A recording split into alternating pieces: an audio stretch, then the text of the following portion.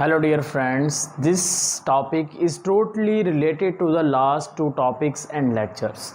Dear students, topic for discussion is global warming. Global warming. अब what is global warming? तो dear student थोड़ा सा brief लेते हैं पीछे वाले दो लेक्चर से।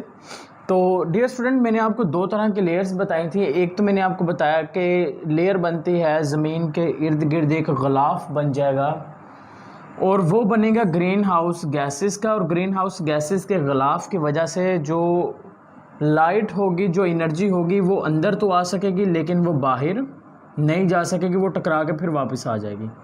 तो मैंने उसको क्या नाम दे दिया था? मैंने उसको नाम दे दिया था ग्रीन हाउस इफ़ेक्ट का नाम दे दिया था। अब दूसरी चीज़ ये है कि डियर स्टूडेंट, लास्ट जो लेक्चर था वो था आपका ओजोन लेयर डिप्लीशन।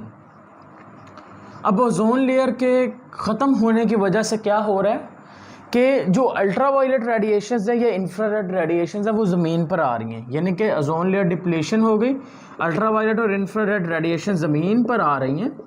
अब जैसे ये ज़मीन पर पहुंचेंगी ना, तो ये क्या होगा, ये ग्रीन हाउस, ये जो गैस है यहाँ से गुजर कर ज़मीन पर आ जाएंगे।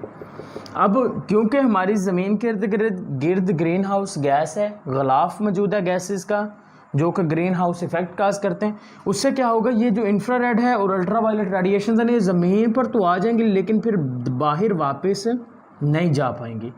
जब ये दोबारा वापस बाहर नहीं जा सकेंगी, उससे क्या होगा, हमारी ज़मीन का टेम्परेचर है ना, वो बहुत जल्दी इंक्रीज़ होता चला जाएगा।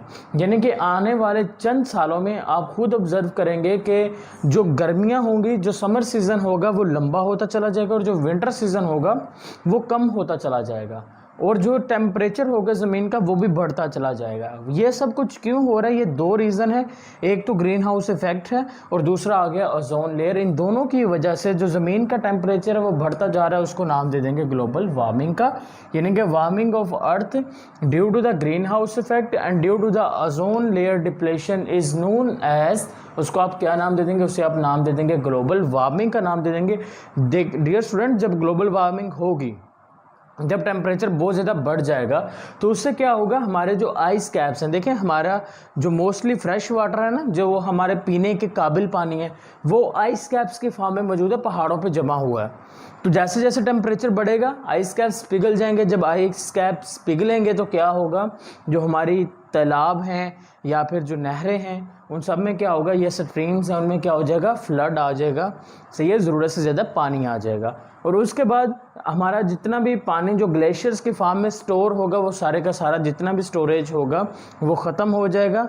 वो सारे का सारा, जारी बात है, जब ग्लेशियर्स पिघल गए तो नहरों में आ गए, नहरों से दरियाओं में, दरियाओं से समुद्र में चला गया सारा पानी, तो पीने के लिए जो पानी है वो कम हो जाएगा। तो ये सब कुछ क्यों होने वाला है? ये सब कुछ आपस में जुड़ा हुआ है, जिसमें ग्लोबल वार्मिंग भी है।